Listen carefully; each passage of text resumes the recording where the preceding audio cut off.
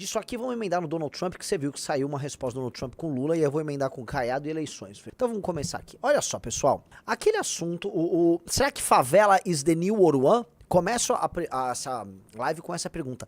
Is favela the new Oruan? É um tema muito importante, porque a favelização dos corações, mentes e das cidades brasileiras é um dos problemas que a gente fala em atacar há muito tempo, né? Você vai ter no livro Amarelo 1, mas você vai ter boa parte do nosso discurso sobre a favelização urbana, o fenômeno da favelização e a favelização mental. A gente já discorreu, eu já tenho muita fala aqui sobre isso. Só que, naturalmente, os mesmos defensores do absurdo, os mesmos defensores do erro, eles vêm a público correr para tomar sua posição. E é muito importante que eles tomem. Assim como as esquerdas brasileiras tomaram sua devida posição para defender o Oruan e para defender, no fundo, vamos botar aqui o Comando Vermelho e o tráfico de drogas, agora estão indo a público para defender a ideia de favela. A ideia de favela precisa ser defendida.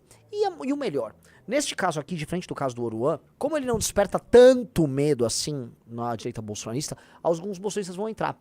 E eu achei muito engraçado que não só o Intercept, mas uma parte da esquerda achou que isso foi coisa do Nicolas. Quando esse tema já é tratado pela gente, eu viralizei, eu tô somando TikTok, Instagram e Twitter, eu tô com quase 6 milhões de views no vídeo. Por um cara que não é exatamente viral, é bastante coisa, tá? E o Nicolas depois fez um tweet meio, vamos dizer, abstrato sobre o tema. Ele falou em termos gerais, eu fui bem mais específico. E o Intercept resolveu fazer aquela interceptada. Eu quero assistir a matéria do Intercept, eu quero trabalhar esse conceito deles, tá? E eu vou falar por que nós venceremos. Vamos lá. Foi até a Rua Novo... O Intercept Brasil foi até a Rua Novo Habitat, em Diadema, local mencionado nesta semana pelo deputado federal Nicolas Ferreira, que fez duras críticas ao caráter e ao espírito de moradores por mudanças feitas em imóveis entregues pela prefeitura. Esse comentário foi feito por um político que foi o deputado federal mais votado do país. É um deputado federal que teve mais de 1 milhão de votos. Ainda tem gente que vota. Por que ele tá lá? Porque tem gente que vota, mas ele não sabe a nossa realidade. Será que a casa dele tá assim? Pode ter certeza que a casa dele tá cercada de segurança, a calçada dele tá maravilhosa. Os impostos que eles roubam da gente, tá fazendo a casa dele. Nicolas não foi Alguém o fez um único. comentário no Twitter, tá? Sobre pessoas que ficam conversando, batendo palma, né? Centenas de publicações com milhões de visualizações e milhares de comentários humilharam e até desejaram a morte das pessoas que você tá vendo no vídeo. Mas nesses últimos 15 dias, ninguém foi ao local ouvi-los. Nós fomos. E alguém veio falar com você? Não. Tá há 2 semanas que tá viralizando Não, ninguém não, vídeo. só meme. comentário. Só comentário, ninguém nunca veio falar nada aqui, é só comentário. Até no meu portão que tava descascado, casa sem rebocar, que não sei o que. Comentário que não dá pra entender que os comentários que é isso aí. Ninguém nunca veio aqui pra ver o que é que nós faz, qual é a nossa luta, a nossa batalha. É só comentário, só de rede social, não dá pra entender isso aí. Aí vem outros aí, vão abraçando aqueles comentários e detonando a gente. Na próxima terça-feira, na newsletter Cartas Marcadas, você vai entender as motivações dessas mudanças e conhecer a reação dessas pessoas ao linchamento promovido por Nicolas e por seus apoiadores na internet. Vamos lá, né? O Intercept é no mínimo um site curioso, né? Vocês conhecem o conceito, né, russoniano do bom selvagem. Na prática, vamos colocar aqui, vamos transpor o conceito para o que as esquerdas no Brasil fazem.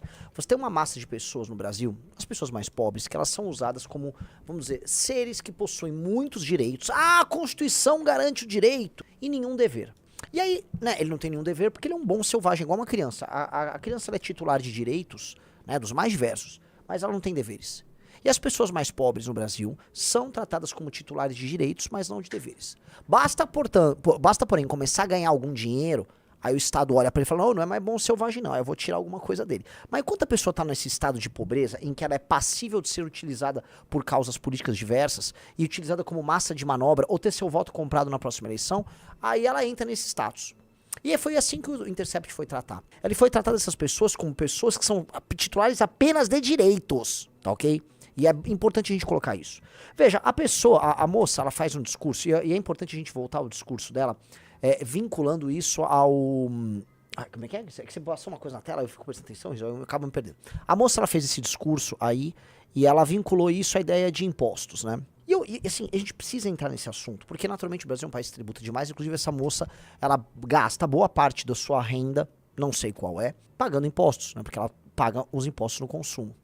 Mas veja, ela é uma pessoa, em certa medida, tratando dos problemas sociais do Brasil, que teve sorte no sentido de ser atendida pelo Estado para ter uma moradia. Porque milhões de brasileiros não tiveram esse privilégio. Os programas de desfavelização no Brasil, eles são claudicantes e raros. O caso dela é um caso muito especial. E por quê? Veja, ela participa, não sei se o Rizzo consegue levantar as imagens, ela participa de uma invasão absolutamente ilegal, clandestina e imoral. Ela e um grupo de pessoas, de maneira combinada, porque não foi uma pessoa, foi um grupo de pessoas, resolveu invadir uma calçada que fica no entorno de uma fábrica. Eles invadem a calçada, invadem o terreno com grama atrás, eles se apropriam, então, de uma área que era pública e talvez uma área privada atrás, e fazem barracos absolutamente insalubres. Absolutamente insalubres. Conforme a matéria do Estadão atesta, eles decidiram não sair de lá. Então, o poder público chega lá, ó, nós vamos sair, remover vocês aqui. Não, não vou sair. Não, vou sair. Tá aqui a matéria, ó, cadê? O Rizzo vai encontrar aqui. Mas conforme a matéria do Estadão, isso é claro, eles foram convidados a sair, foi oferecido moradia em outro lugar, eles... Aí, veja, a prefeitura de Diadema insistiu. A prefeitura de Diadema foi lá e falou, ok, eu vou pegar, então, o que tá errado, vou pegar algo errado, que é essa construção numa calçada, eu vou fazer um recuo e eu vou construir uma casa com uma arquitetura específica, chamaram lá uma urbanista, que é a... não sei o nome dela, mas chamaram uma urbanista. A urbanista fez o projeto e fizeram um mini condomínio de casas com 2 quartos, ou seja, tem sala, tem cozinha, tem 2 quartos e tal, para atender essas pessoas. Ou seja, o Estado, através de impostos, deu casa para essa pessoa.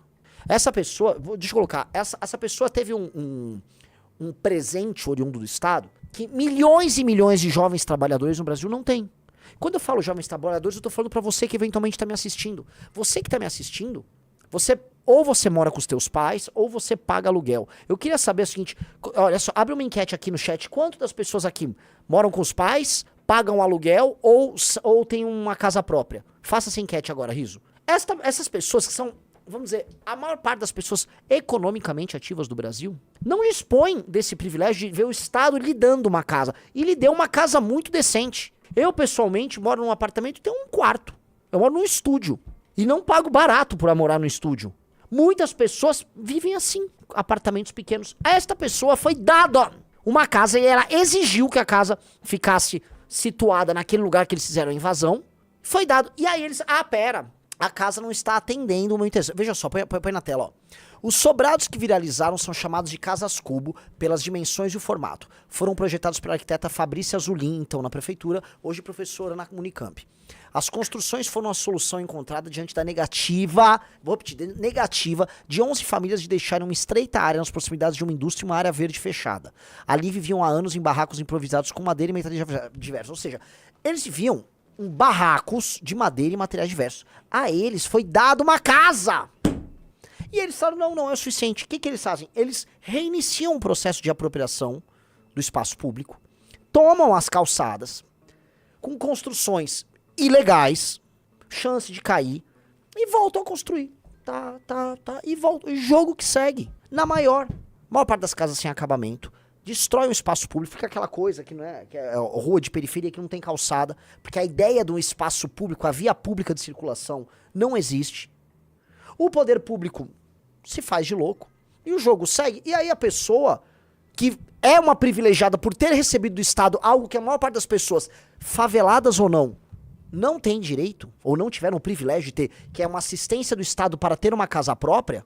Aí ela, não, mas eu quero ouvir minha versão. Você não tem uma versão pra dar. Você sequer comprou a tua casa, você invadiu um terreno, não quis colaborar saindo do terreno que você invadiu, te deram uma casa, você subverte aquilo e acha que você não pode ser alvo do escrutínio público. Dica, você pode. Dica, você deve. E dica, que bom que as pessoas estão falando sobre isso. Que bom, por quê? Porque nós, no Brasil, aceitamos a ideia de que a favelização mental é uma coisa bacana. Não, favela é um negócio legal. Favela é um negócio, sem... Não é legal, é aquela coisa aquela Regina Casé, aquela coisa meio... tem a esquenta da Regina Casé, aquele programa... Não, olha só, a favela tem um negócio muito brasileiro, a gente é meio louco, a gente improvisa tudo. Não, nós somos um desastre. Nós somos um desastre. E, aliás, desastre é o que acontece com as casas construídas por brasileiros, sem fundação, com material ruim, totalmente no improviso, perto de encosta. Você vai pro litoral de São Paulo, teve, acho que não foi de 23 para 24, um deslizamento no litoral norte de São Paulo, horrendo. Morreram inúmeras pessoas, casas foram destruídas, mas é lógico, as pessoas invadem a área protegida de Mata Atlântica. Isso ninguém fala. A maior parte das favelas, né? A esquerda adora, né, cafetinar morador de favela. Adora. A esquerda adora cafetinar pobre. Chega, pega o bom selvagem, né? Ah, não, ele é um bom selvagem. Pega essa pessoa, trata como um animal, cafetina ele, trata como um lixão em que ela... Ó, pra falar dele tem que falar comigo, hein? Me dá um aqui. E não ligam se é área de manancial, como na zona sul de São Paulo. Tatolândia é área de manancial. Isso eles não vão falar, né? Toma área de... Hoje é o PCC que faz isso. Toma área de manancial e fica fazendo invasão. Montam casas totalmente irregulares. Usam essas pessoas depois de base eleitoral. Fazem com que... Criam fortes, né, núcleos operacionais pro crime organizado, porque a autoridade do Estado não entra. Sujo, poluído, núcleos de pobreza, de doença, baixa educação, problema social. E aquilo não interfere apenas na vida dessas pessoas que são os invasores. Eles criam um espaço social que gera danos para as outras pessoas que estão pagando impostos normalmente e trabalhando normalmente. E é lógico que existe uma relação simbiótica. A pessoa que mora na favela, em geral, vai trabalhar nos negócios, empresas ou no universo econômico criado pelo mundo formal. É um problema complexo pra caramba, que tem que ser endereçado. Agora, ele não pode ser glamourizado e ele não pode ser tratado como se fosse assim... como um evento inevitável, que nós temos apenas que lidar e talvez aplaudir. Não, é um erro. É um erro e o Brasil está muito favelizado. As capitais brasileiras estão muito precárias. Esses arranjos sociais, isso já está provado, são base para a atuação do crime organizado. E sim, a sociedade civil tem que ter uma opinião sobre isso. E não tem que ter medo de opinar. Porque o que esses caras, esses pervertidos do Intercept, que são pervertidos morais, sempre pervertidos, o que eles querem é que você cale a boca.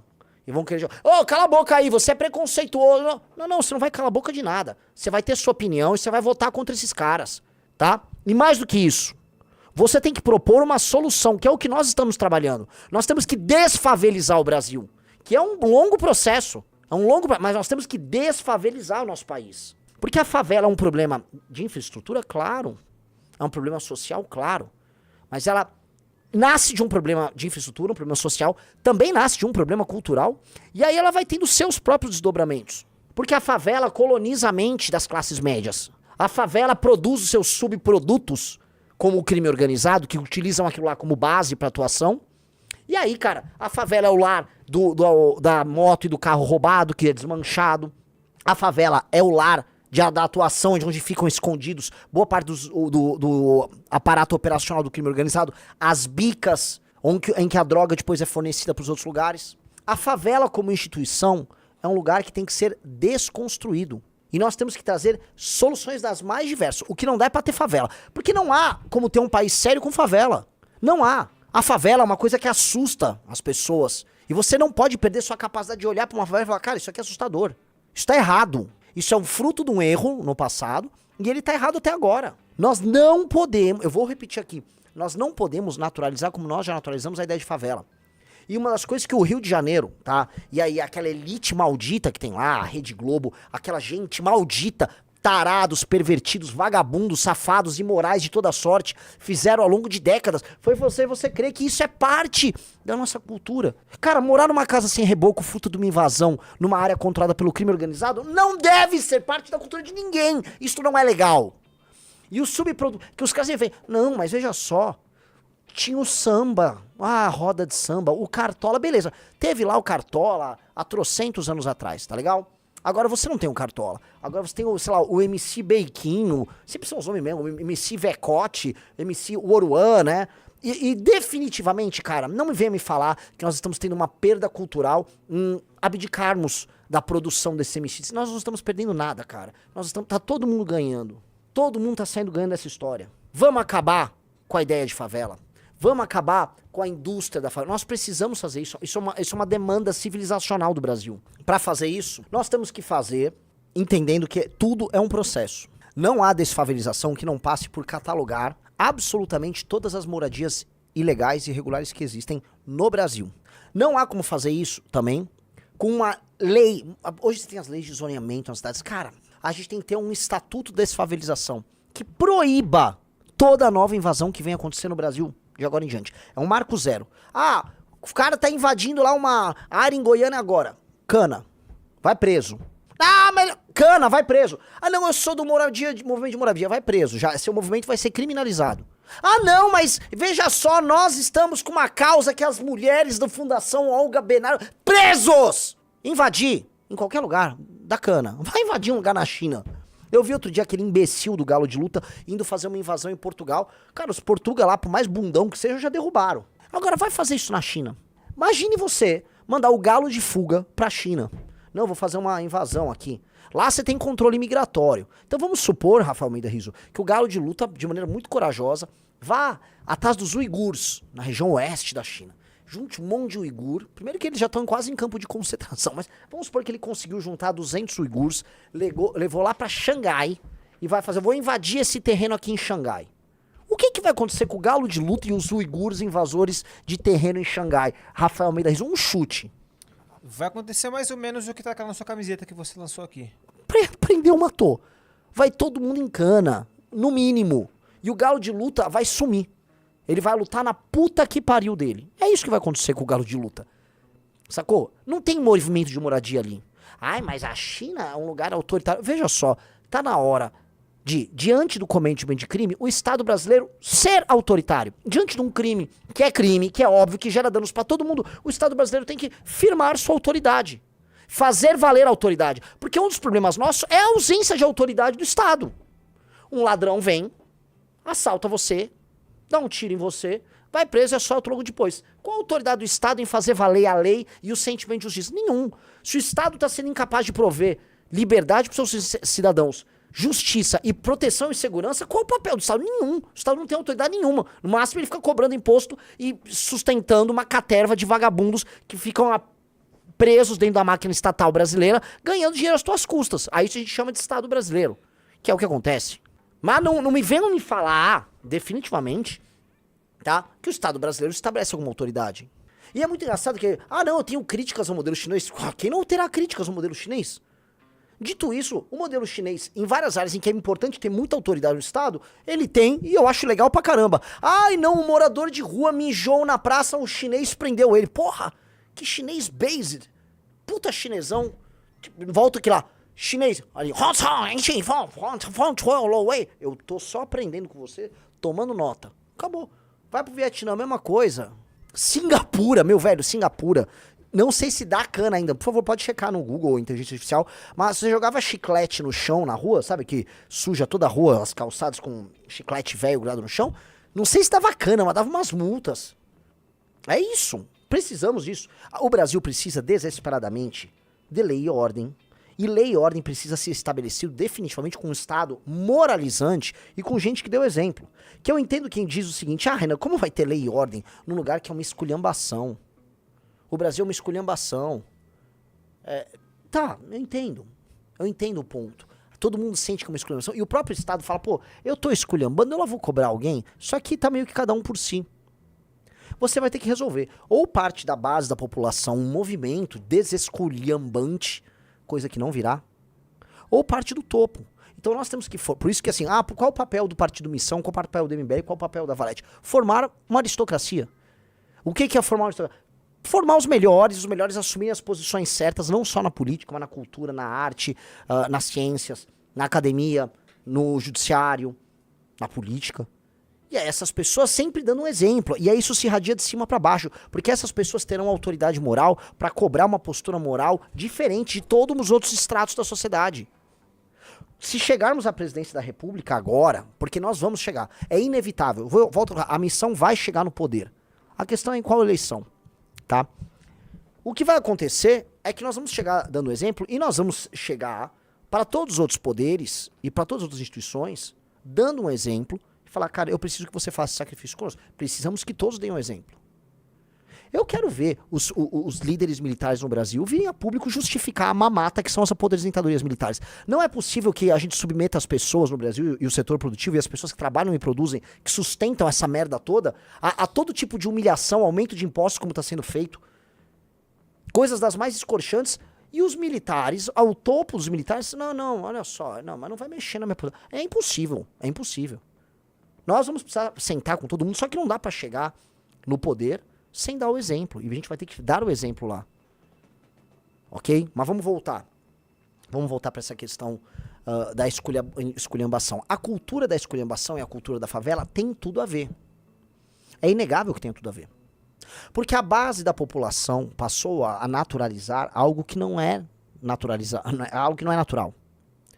Ou seja, como o Estado brasileiro não foi capaz de resolver, por exemplo, essa é uma questão muito carioca. O Estado brasileiro foi incapaz de resolver a questão fundiária e a questão das favelas no Rio de Janeiro, coisa assim, final do século XIX. O Estado brasileiro não soube lidar com o fim da escravidão e você teve uma massa de homens e mulheres negros que foram libertos e que não tinham um papel dentro daquela economia que estava nascendo para eles. Não tinham cidadania, eles ficaram livres, mas não eram cidadãos. Não tinham nada, não tinha moradia, não teve uma reforma agrária como o Rebouças propunha. Não teve nada. Aquelas pessoas foram largadas, foram pro morro, ser mão de obra barata, sem nenhuma assistência, sem nenhum direito. O Estado não soube lidar. Não soube lidar ao longo do século XX, você não lida, você naturaliza, você romantiza, você cria uma superestrutura ideológica para justificar um tipo de relação social, que é para mim o que o Rio de Janeiro criou. O Rio de Janeiro criou uma ideologia para justificar um sistema de relações materiais. E um sistema de relações materiais em que aquelas pessoas que vivem na favela vivem numa situação pior. Ah, mas vamos naturalizar, você mora longe mesmo, você mora lá na puta que pariu do morro, mas lá vocês têm um samba, lá o cara você faz uma feijoada. Cara, é uma merda morar lá, não vamos ficar romantizando, é uma merda morar lá. Não, mas lógico, cara, foi criada uma estrutura e de fato surge um sistema que justifica. E a coisa mais engraçada é que são os próprios esquerdistas que denunciam, né, ideologias que justificam relações materiais injustas e tal, a romantizar isso, a ver que não, a verdade agora tem o traficante como um arauto de uma guerra, não sei o quê, e o porta-voz. Não é isso. Você vai ter que destruir a ideologia e o sistema de relações materiais.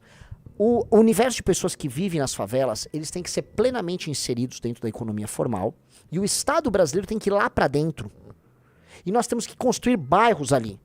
E aquelas pessoas têm que viver bem. Você tem que ter praça e parque ali no meio. E as pessoas, veja só, os moradores, isso acontece lá no exemplo que a gente deu de Ruanda, em Kigali.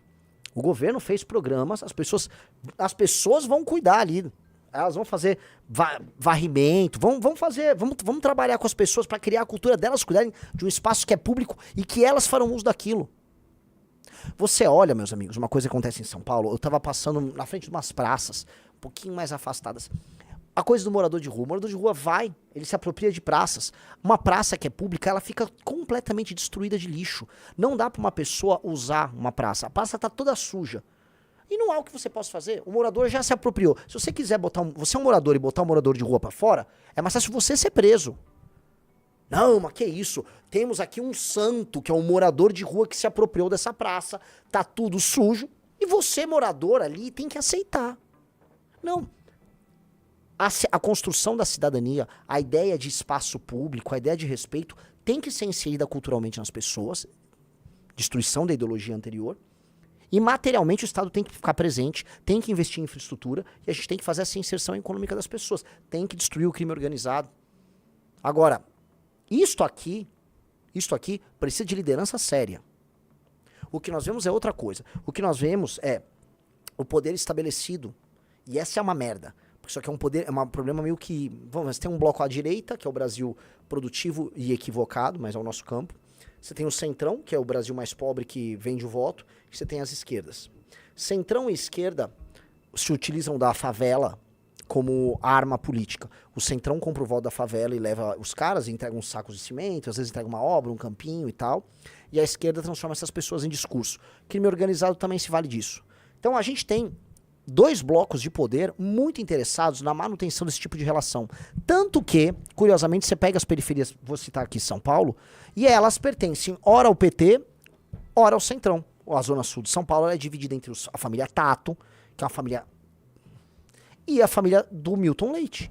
E são todo mundo sabe que são espaços eleitorais deles, que eles são proprietários. Gostou dessa análise? Assista o Análises Renais de segunda a sexta no canal do MBL Live TV, às 15 horas. Para mais cortes como esse, se inscreva no Pela Missão.